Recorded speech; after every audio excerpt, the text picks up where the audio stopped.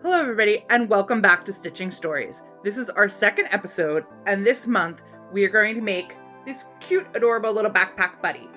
We're going to be using our blanket stitch that we learned last time, and we're also going to be using a blind stitch. Don't worry, I'm going to demo all of the stitches, so if you didn't have time to watch last month's, or if you're a little bit worried about what you remember, it's okay, we're going to go over it this time. I'm also going to talk about some awesome school stories that happen while you're at school. And I hope you guys have fun making the project and learning a little bit about some books that you might want to read. And a blanket stitch is usually on the edge and usually at least two pieces. So I'm going to go between the two and pull up. See, that way my tail is inside and I don't have to worry about it. Now for the next one, I'm going to come up from below and see, I want it about the same length as the first one, but when I pull up, I'm going to catch this thread. I want to go through that thread, and the first one will be a little bit on a diagonal. That's okay. The next one, you'll see what it will look like. I'm going to go up. Now, because this is being held there, when I catch it, it'll be across the top. And we'll keep doing that. And I want them about the same width apart and about the same depth. And you're always going to catch that thread and go across. And this is a great stitch. It's called a lot of different things. It's called a blanket stitch, it's called a buttonhole stitch. I think it has a few other names, but it can be used for decoration. It can be used to make buttonholes. It can also just be decorative. If you made the flowers or the stars for last month's project, you could do a buttonhole around the edge of that felt and give it an outline. Or if you maybe had a tear in your jeans that you didn't want to fray anymore, or a tear in your leggings, you could make a buttonhole stitch and it would keep them from fraying or running anymore, and it would give you a cute little detail on the outside. So that is a buttonhole stitch. You can put the needle underneath the last stitch and underneath that, and then we come up again like this, and it makes a knot. Okay guys, so I'm going to show you how to do the blind stitch.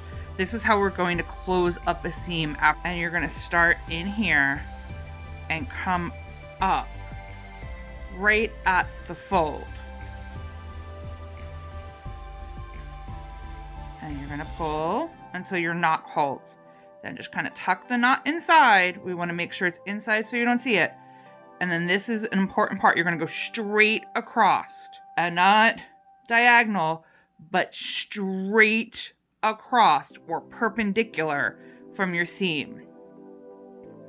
You're going to put your needle in the other fold and go up just a little ways, almost like you're doing one single running stitch on that side, and pull it through. Doesn't have to get super tight at this point because we're just starting. Then again, you're going to go straight across like you're making a little ladder. Put your needle in and make a single stitch on that side and go up. One more rung on the ladder. We want to go straight across if we can and make another stitch. Now, reason why we want to go straight across is because when we pull it tight, look at that, they magically disappear. And that is why it's called a blind stitch. So guys, this is what we're making this week, or this month. We're making a little backpack buddy. You can call him a pet, a monster. Mine came out turning very much like a heart. I'm using fur, but you could use felt or really anything you want. And I'm going to show you how to cut the fun fur so it does not make a mess. We need our thread, our needles just like we did last time, and then for mine I used some buttons and beads You could do just beads if you wanted some pretty ones like that. The beads that I used come in all different colors. I just put them on top of a white button because I thought it looked more like a monster eye. I also found these are so cool. You can buy sew on dragon eyes. So the back of them looks like a button and the front looks like these really cool dragon eyes. So I think I might put this purple set because I see a matching pair here. I think those would look really cool on one of my backpack buddies.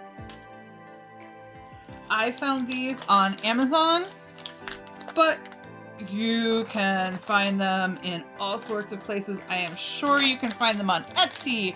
You might even be able to find them at Joann's or Michael's. But like I said, I found mine. I found a bag of them on Amazon. So when we deal with fun fur, one side of it is all furry and fuzzy. The other side kind of looks almost like a sweater. Sometimes you'll see the print on it, sometimes you won't.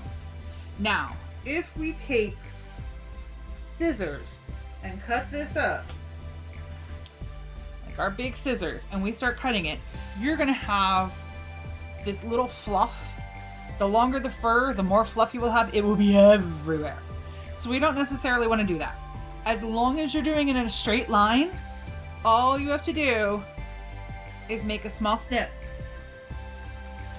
See, the snip is only, look, not even a ½ inch. And then you take it and you rip, and it will rip in a straight line. That is how I got all of these squares. And you won't have so much fuzz. So, I have 2 squares. They're about 4 inches. I'm gonna put them fur to fur, and I need a pen or a Sharpie, and I'm going to make the shape of my little backpack monster. Now, it does have what we call a nap. The fur goes this way, and if I go that way, it doesn't look as good. So if you want your front and your back of your pet to go down the same way, make sure that when you put your furs together, the nap of the fur, so this one goes down and this one goes down. So I put them together that way, so they both go down. If I put this one like this, the fur on one side of my pet will go up and the other side will go down. So we put them together. I would put, they're pretty close to the same size. They're not quite the same size. So be careful that they're same or very close. So what shape do you want your backpack pet or monster or buddy, whatever you want to call him, to be? Now I did my first one. Looks very sweet and is very much a heart shape.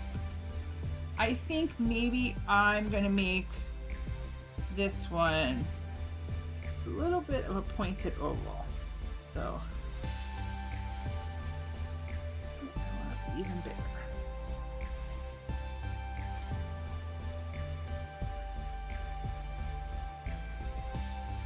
Now on this one, these are not straight lines, so I can't do my ripping trick. I have to cut it. So there will be some fluff and fuzz in this project. But cut out our shape. You can cut right on the line or right to the outside. We're not going to have to worry about seam allowance on this stitch because there is no seam allowance for a buttonhole stitch, because remember the buttonhole goes right along the edge. So it's different from a running stitch. We don't have to leave extra fabric for a seam allowance. We can cut on the line. If you want to, you can cut right out the side of the line, but remember your shape will be a little bit bigger than you marked. We've already cut out our shape and now need to have our elastic cord, or in this case, I'm going to use a hair tie. It's a really good cheat for this. You don't have to go out and buy a whole thing of elastic cord, and most of us have hair ties. It's going to be the piece of elastic that we see to hang our backpack buddy on, like this pink ribbon on my first one. So if we tuck it on the wrong side of the fabric, it's going to be inside with our stuffing. We don't want to do that. We're going to want to put it on the outside. But first we have to decide where we're going to do it. On the round side, on the pointed side. I think I want mine to go on the pointed side. And like I said, we don't want it on the wrong side. We want it on the right side. So we're going to put it between the two pieces on the furry side. And when we do the buttonhole, we'll have to make sure that we catch it with the buttonhole. So it's going to be really close to the edge, up at the point.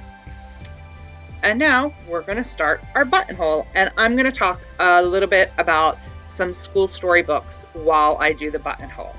Hopefully I'm going to keep my stitching in frame so you can see it. And I've picked out some of my all-time favorite school stories and also a couple new school stories for you guys. The first one I'm going to talk about is The School Story by Andrew Clemens. Andrew Clemens' story is about two best friends, Natalie and Zoe. Natalie's mom happens to be a literary agent, and Natalie loves to write. Matter of fact, she's written a whole novel, and Zoe thinks it's good enough to get published. But Natalie doesn't want to use any favors from her mom, so they hatch an incredible scheme. They're going to submit the novel under a pen name with Zoe as Natalie's literary agent and see if it can get published. But can two sixth graders really pull off this masquerade and pretend to be adults and get a book published? You'll have to read The School Story to find out. Are the Clementine books by Sara Pennypacker. There are quite a few of these books, and they're all about Clementine, a third grader who has curly hair and trouble paying attention, and she loves to draw, and she has a favorite teacher, Mr. Damas. Mr. Damas is awesome. He totally understands Clementine, but something's happening. He might be winning a trip to spend a whole year in Egypt. She's going to be stuck with a sub for the rest of the year.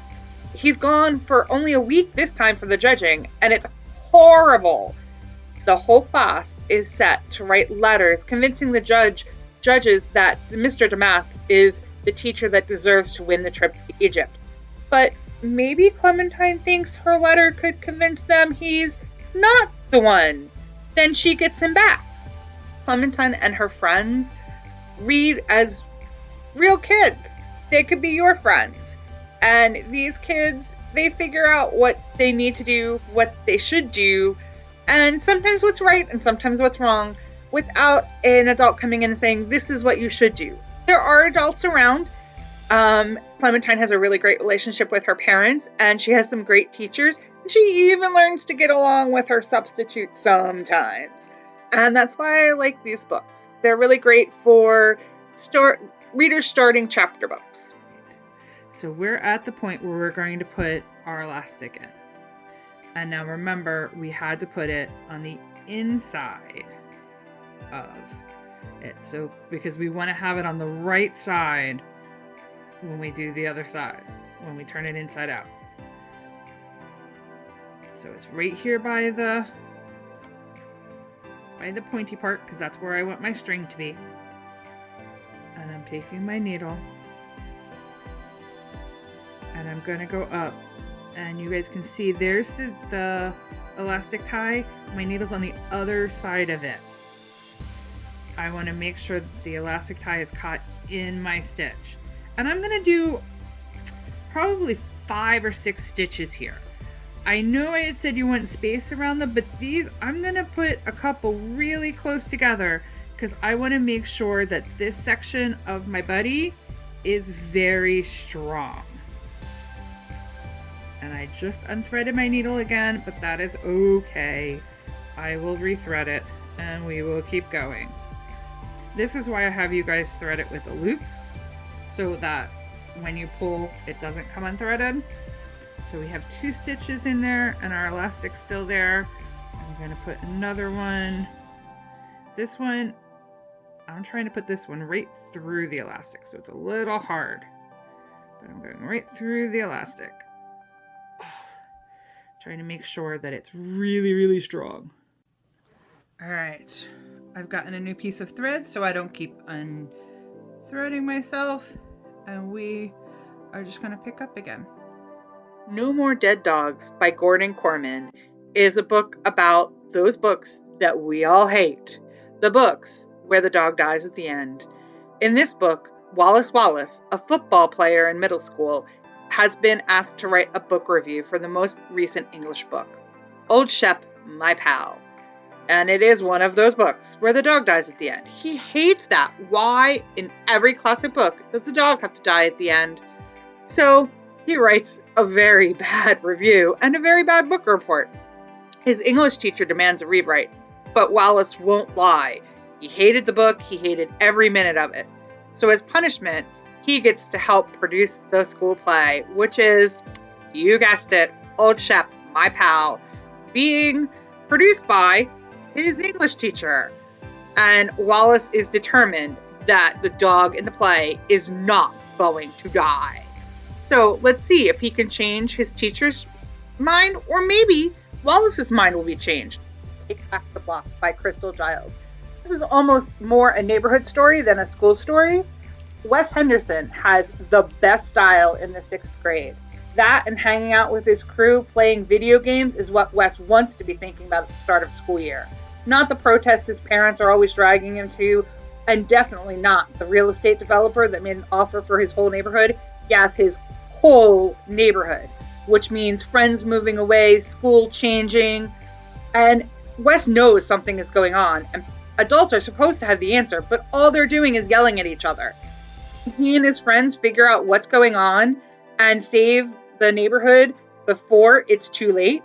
In 5 Things About Ava Andrews by Margaret Dilloway, Ava is about to start 6th grade. She's hoping that it's going to mean a fresh start, because Ava, on the inside, she bubbles with ideas and plans, and she feels like she has a technicolor brain. But on the outside, she's got a plain gray shell, and everyone except for her best friend Zelia thinks that she doesn't talk. Or worse, she can't talk. But now, 6th grade's about to start, and Zelia moved across the country, and her grandmother is pushing her to speak up about social issues. Can Ava fight against her anxiety and find new friends, join an improv group, or really just survive middle school? Most school stories are realistic stories, not so much with Homerooms and Hall Passes by Tom O'Donnell. This is the first book of a series, and so far there's at least 2 books. I'm hoping for even more. In these books, it's a hilarious mashup of Jumanji and Dungeons and Dragons and regular American middle school. In this story, a barbarian, a thief, a paladin, an elf assassin, and a wizard who live in a fantasy world meet once a week to play mild-mannered 8th graders, American 8th graders to be specific, until one day some wild magic happens and suddenly the friends are zapped into the game that they play, and they have to learn how to survive middle school with their friend Wendy. Okay, when we get all the way to the end, you're going to do 2 or 3 stitches and then knot it off. You remember you want to loop the needle underneath of the edge and just create a small knot, then snip your thread, and we're going to turn your backpack buddies inside out and stuff them full of fiberfill. Okay, once you have your backpack pet turned inside out, you're going to take your fiberfill and you want to break it up into small bits so that you don't have real chunks in there. And you're just going to take a little bit at a time and poke it through the hole that you have in your backpack buddy. And the video is going to go on super fast because this is boring to watch. But you're going to fill it up until it gets to be as puffy as you want it. Alright, so I have my pet stuffed as full as I want it. Now I'm going to close it with a blind stitch. And I apologize in advance, this is almost impossible to see with the fur. But remember, we're going to start on the inside with a little of it folded over. So you're going to come up from inside the fur and pull. And then we're going to go straight across the seam. And you're going to fold a little bit under and do 1 stitch in the fold. And then straight across again and into the fold on the other side. And you're going to alternate one side and the other until you close the hole. Guys, we're on the last step. We're going to be adding the eyes to our backpack buddy.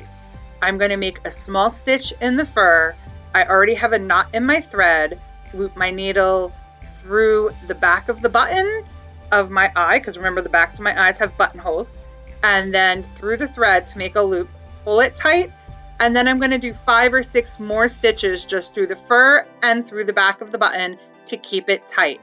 And then I'm going to do the same thing with the second eye, exactly where I want it on my backpack buddy. And that's really all there is to it, to putting eyes that have a button back. If you are doing a bead, it's going to be pretty much the same process, only instead of going through the back of the bead. Well, I hope you enjoyed that project and had fun making it. I can't wait to see the projects. Some things I learned from last time. You can't actually put comments on these videos. I didn't know. So I really hope that if you guys have any feedback about the videos, that you'll email me at tenfly.bccls.org and let me know. And let me know how you like the projects. And if you want to send me pictures of what you made, or you want to stop by the library and show me what you made, I would love to see it. You can also tag us on Facebook or Instagram or Twitter if mom or dad likes to share the things that you've made. And I wanted to give you a sneak peek for next month. Next month, we're going to be making these awesome snakes.